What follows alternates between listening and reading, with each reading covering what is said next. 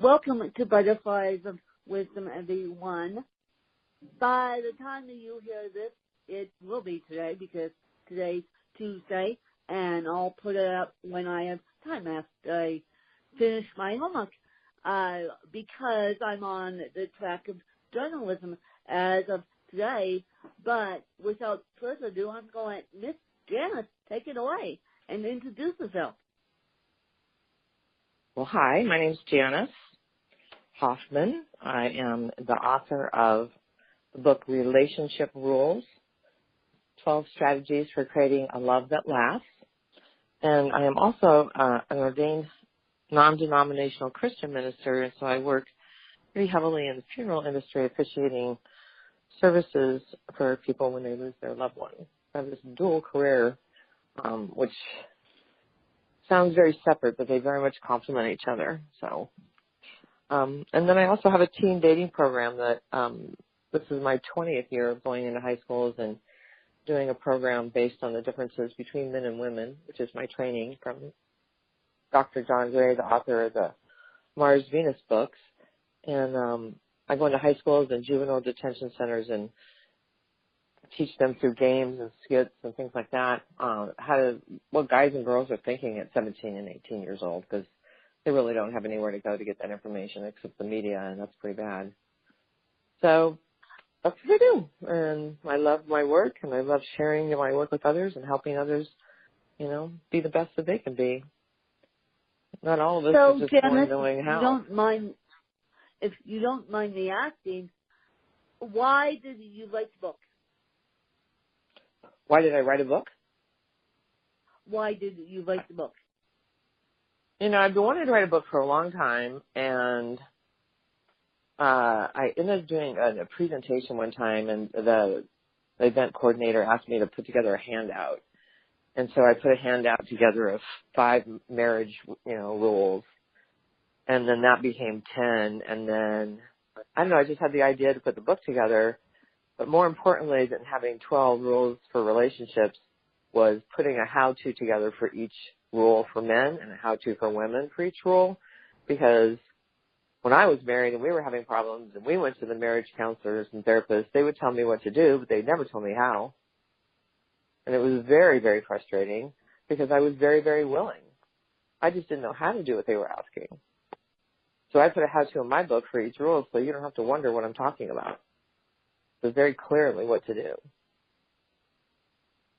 So I started writing the book, and yeah, it just kind of took off, and actually having my best year now. Go ahead. You started writing the book, and then you got your training originally. I remember talking to you a year ago about this, believe it or not. And right. You got your training from women all from Venus and all from Mars, and so it's a book based upon that. Very much based on the Mars-Venus philosophy that men and women are hardwired and in their brains and physically that we're different. And knowing what those characteristics are, you can interpret your partner's behavior or what they say. We both use the English language, but we attach different meanings to the words. And so when you know why your partner's saying and behaving, why they're behaving or saying what they're doing, it makes it a lot easier to understand them rather than to take it personally. And that's what we do today in relationships. We take everything personally, and we communicate through text, which is very cryptic. And so much open for misinterpretation. The number one reason that relationships fail is because of unrealistic expectations. So if you don't have good communication, you will have unrealistic expectations. And when you have unrealistic expectations, you will lose your attraction for each other. It's just a fact. And so what can you do to make communication a priority and have good communication and not feel like it's work? Because that's what we've been taught to believe. And it really isn't. It can be a lot of fun. So basically, why I hate to play devil's advocate here, but why do you say that if you're texting a loved one, relationship partner, that we will fall apart? I mean, that's going to help in the communication, even if you're in a long-distance relationship. Oh, long-distance relationships are even harder because, you know, see each other, and then when you do, it's, 100%, 24/7. And it's not, and then you're back to zero 24/7. So long-distance relationships are really, really difficult. But, if you don't know the value of communication, a lot of people, especially women, if, let's say their partner or the person they're dating does something to bother them, they don't want to say anything because they're getting along. So they just don't say anything and stop it. And that's, you have the personality to say something that's better than saying nothing.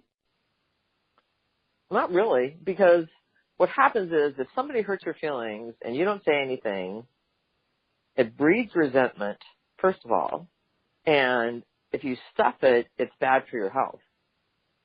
So the challenge is to find a way to say how you feel and take responsibility for those feelings so the person doesn't feel like you're blaming them for how you feel. And then the most important part is to ask for what you want in the future. You can complain about the past, and that's fine, and if you need to, that's okay. But it's really important to ask for what you want going forward, because I can apologize for what I did in the past, and I can say I won't do that again, but if you don't tell me what you would like me to do going forward, I'm a little lost. I know what not to do, but I don't know what to do. And because I don't know what to do, I may again do the wrong thing, thinking I pleased you when I really didn't hit the mark at all. So for those of my audience who are listening to this interview and they say, oh, I have the personality to say something like when I'm a bull in a China shop attitude. Yeah. What would some people say that? They say, well, I just like to say what's on my mind, and I'm just really direct, and I'm just really, that's fine, but that doesn't excuse you from being kind. You can say what you want, but use your filters. Think before you speak. You can still be opinionated. I'm very opinionated. I just couch my words in a way where this is how I feel, and I'm not asking anybody to agree with me, and then say how I feel. So then I'm not trying to so nobody will feel like I'm trying to push my opinions or feelings, on them or down their throat or anything like that. Part of the problem that we have in our society is we don't take responsibility for how we feel. And the reason is we're not taught, partly, but imagine somebody who's single and they're happy. And they meet this person, and next thing you know, they fall in love, and everything's wonderful, and they think, oh, this person makes me so happy, and then this person does something that hurts their feelings. And maybe they do 2 or 3 things that hurt their feelings, and they say, you know what, I was happy before they showed up. I think I'm just going to break up with them and kick them to the road, ghost them, whatever, because they're making me unhappy, and I was happy before they showed up in my life. Well, the truth of the matter is we're responsible for our own happiness. And if somebody does something or says something that hurts our feelings, we get to decide how to react. That's where our responsibility comes in. I can decide to say, you know what, I don't know the truth of the situation.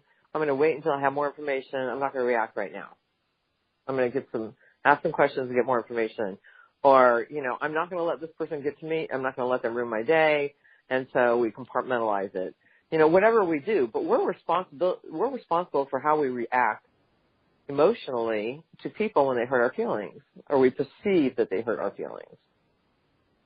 But kicking someone to the road because you're now unhappy and you're thinking it's all their fault because you were happy before they showed up in your life, you're just going to repeat that over and over and over. Maybe they did something that hurt your feelings, and maybe it was really bad. but you still get to decide how you want to react to that. You can just go away. You can just say, you know what? I deserve better. Sorry, this relationship isn't for me. Whatever. And quietly leave. It doesn't have to be a bunch of drama. You know, to key their car or cut their clothes up or, you know, call ex-girlfriends and tell on them. Or boyfriends. You don't have to do any of that. You just take responsibility for your feelings and do you.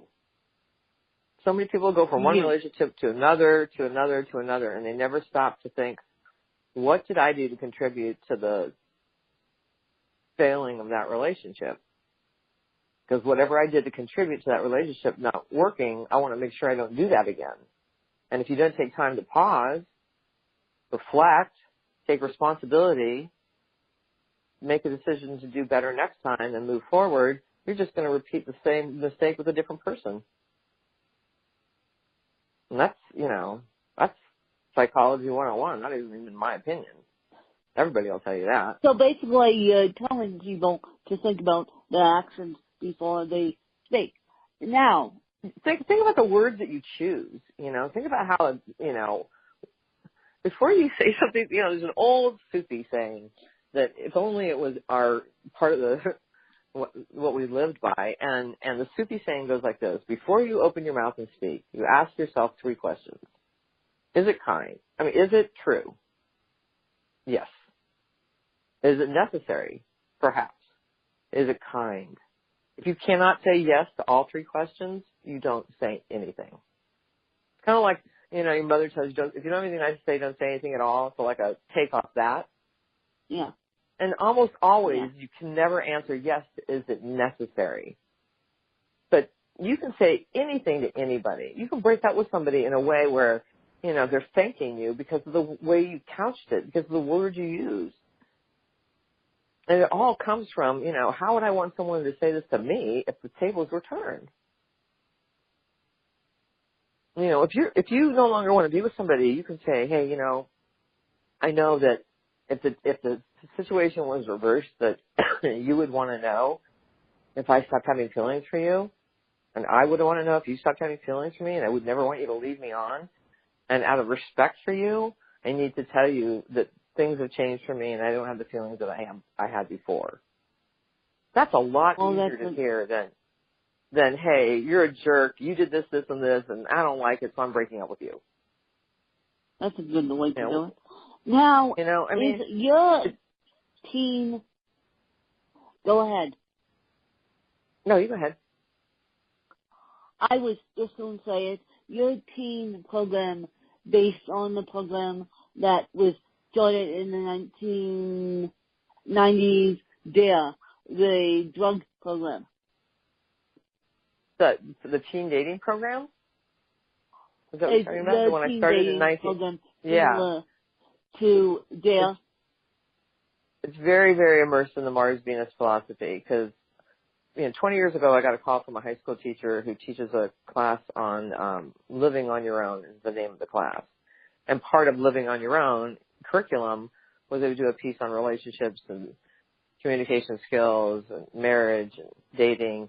And they were using, back then, the book Men Are From Mars, Women Are From Venus and reading directly from the book. And that was when I got trained by Dr. John Gray, who's the author.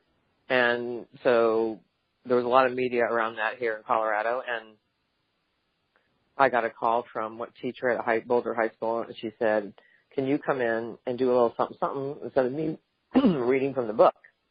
I said, sure. So I went in there and I put a little program together. And that program has become Get Smart Dating Program. And I've done the exact same thing I did that day for 20 years now in all the high schools in Boulder Valley School Districts that have the Living on Your Own program.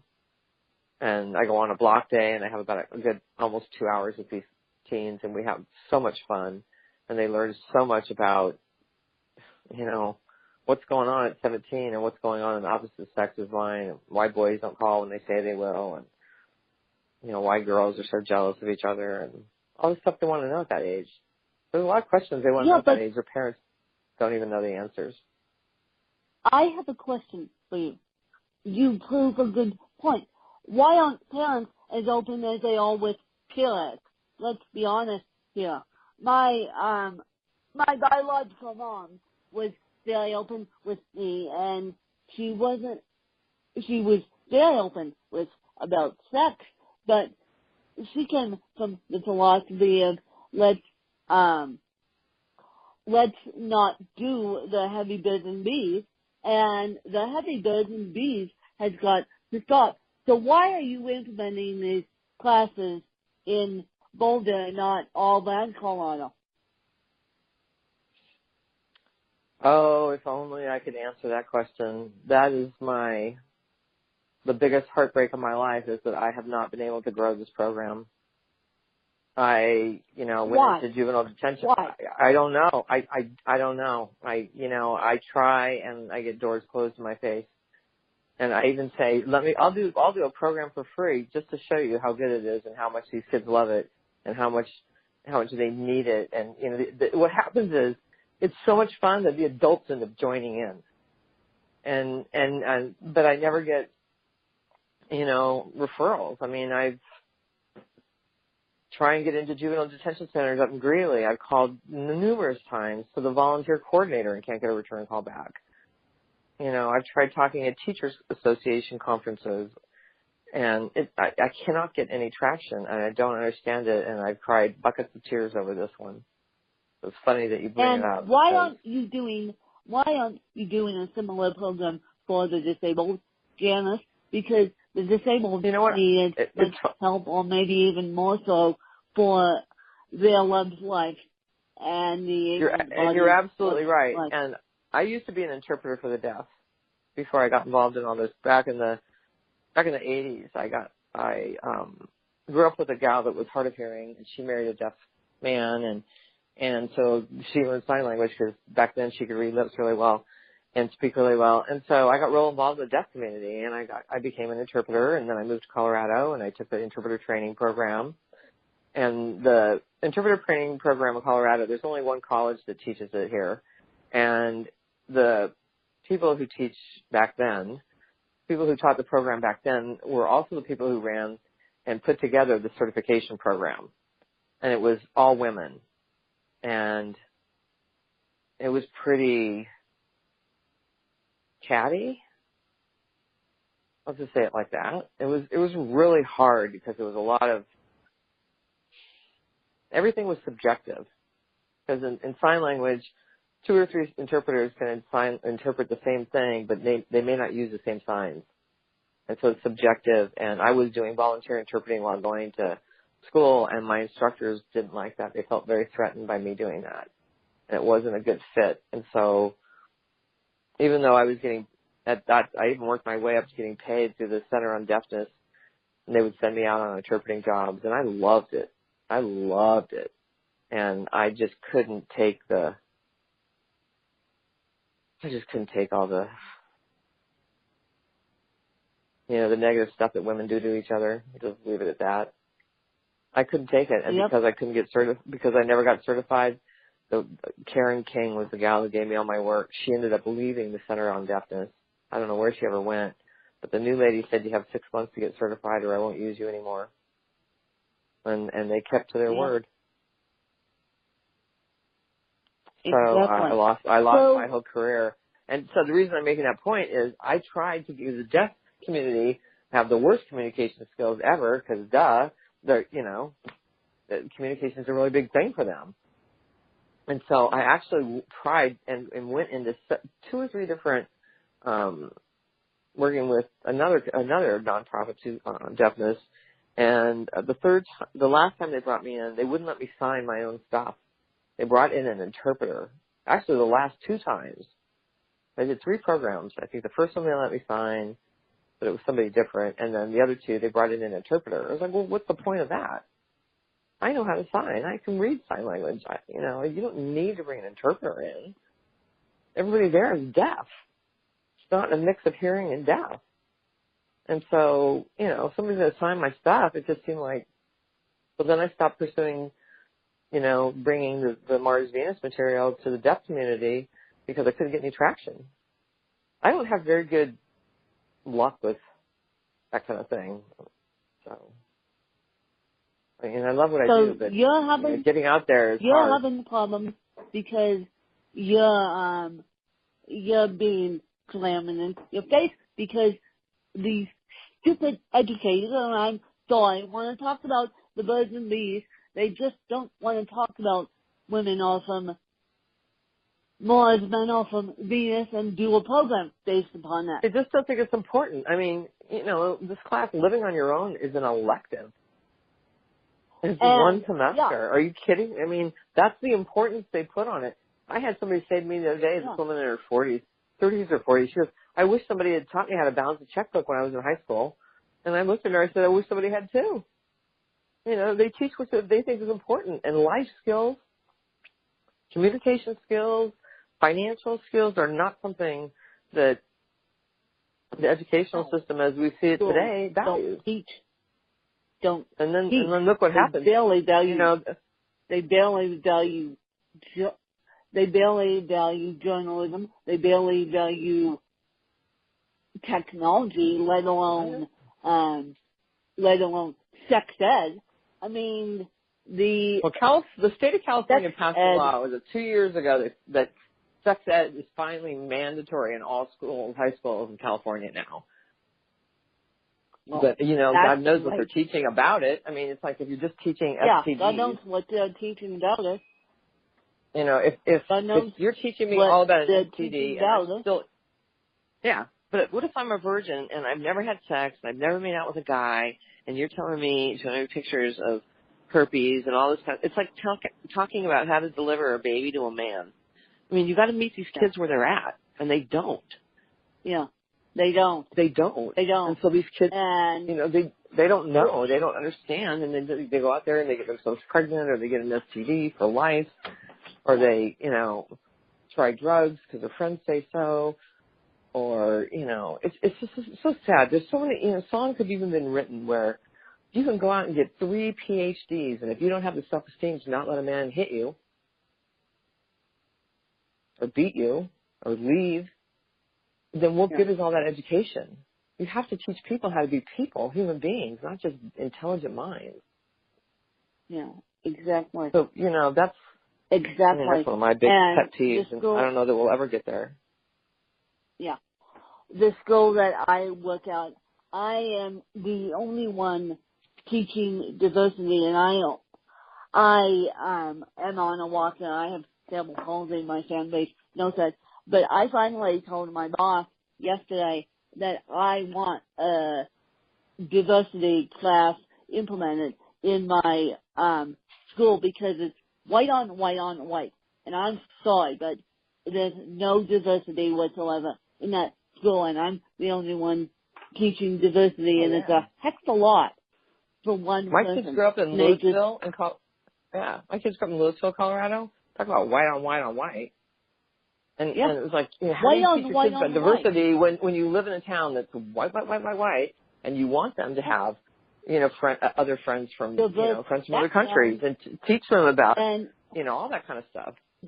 We want them to have good sex ed lessons, but nope, the schools are not doing it. So I'm proud to say that I know you, Janice, and I'm proud to say that I'm a huge supporter of yours and a huge supporter of book, and I presume the book could be found on Amazon. Yes, Relationship Rules can be found on Amazon, and I have another book coming out, and I don't have a title for it, but the subtitle, which tells you everything, is 50 Strategies for Navigating Love and Life. So let's say you were just born out of an egg, and you never had any parents, and you just grew up, and nobody ever taught you anything about how to behave in life. It's that kind of book. So it teaches you how to listen and how to navigate change and how to ask for what you want. And each tip is a page and a half long with a little something at the end. How to get yourself out of a bad mood all by yourself. Just how to not interrupt people. How to teach yourself to not interrupt. How to use kind words. Just simple tips for just being a human being and being in the world and being in a relationship. And so I'm struggling with the title for it, but as soon as I have a title, that book will be out. And it'll be on Amazon as well. So. Well, before I let you go, I want you to ask me a couple questions that you've been interested in asking me, and they can be about anything. And as I said, I'm a huge supporter of this book, and you guys in the education field know I'm a huge supporter of teachers, even though I'm leaving the education field. As of today, I'm on the track of journalism. And so I want you guys to contact Janice and get the program into her schools. She's out here in Colorado where I am. And please, let's make sex ed a movement. I'm sorry, but this birds and bees and you shouldn't have sex before you're 18. It's more like dating ed, There's no, we've all heard the scenario where the guy takes a girl out on a date and he spends money on her, and at the end of the date they start making out and he reaches around and goes under her bra and she's not really comfortable with it. She really doesn't want him to do that, but he paid for dinner and he spent money on her, so she lets him. That's the stuff I teach. It's like, you know what? If you want him to do that, that's fine, but don't do it for the reason because he spent money on you and you feel obligated. Women should never feel obligated because a man does something nice for them. He wants to do that. You don't owe him anything but a thank you. And if you want to do something nice in return, knock yourself out, but don't take your bra off because you feel obligated. Yeah. Yeah. That's the stuff I teach. Just the simple everyday stuff that they don't even know. That's the stuff you teach. No. Yeah, and it's more like dating as it. Go ahead. But it's more I dating do want to ask you. I want to know why you. I'm real curious why you put this podcast together, and I want to know more about that. How this all came to be. You want to know more about my podcast? Well, I wrote a book, as I'm actually writing another one, you guys, my third autobiography, as to what it's like living with cerebral palsy. And this podcast spun off that book. And people started asking me, how do you do all this with cerebral palsy? And I thought, well, why not interview influential people like you, Janice, and then infuse my story with it? Yeah. Well, people need to, we need to, like we were just talking about how, grow up raising kids, or like my kids are raised in Louisville, where it was always just white. Our kids need diversity, because if they don't get diversity, if they don't learn about people with handicaps or people from other countries or people that look different than we do, we're just teaching them, I don't know what we're teaching them. I don't know what message that sends. But I really appreciate you doing this podcast, and what are some of the results you've gotten from it? Well, I've been asked to be on other people's podcasts. I've been asked to collaborate in books.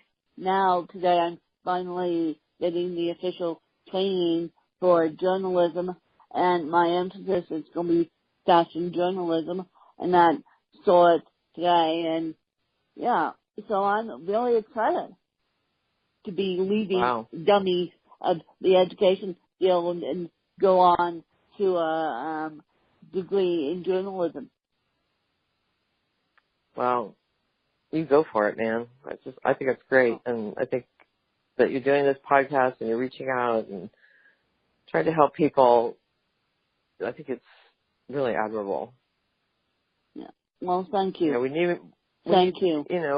Deep down, if you're on an airplane, the plane that hit the Hudson, all those people that maybe didn't like each other before they hit the water, I bet they became best friends real quick.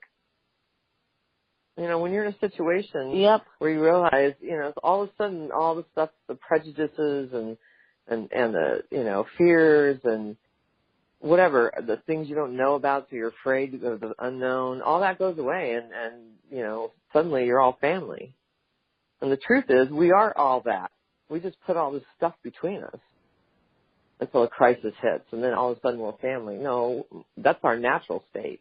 We just live in this separate world of I'm separate from you. That's really not who we are. This is how we've chosen to live. Exactly. And I definitely appreciate you guys coming on this journey with me. I will keep you guys updated on Janice's program and see if we can get them implemented up here being Aspen, Colorado.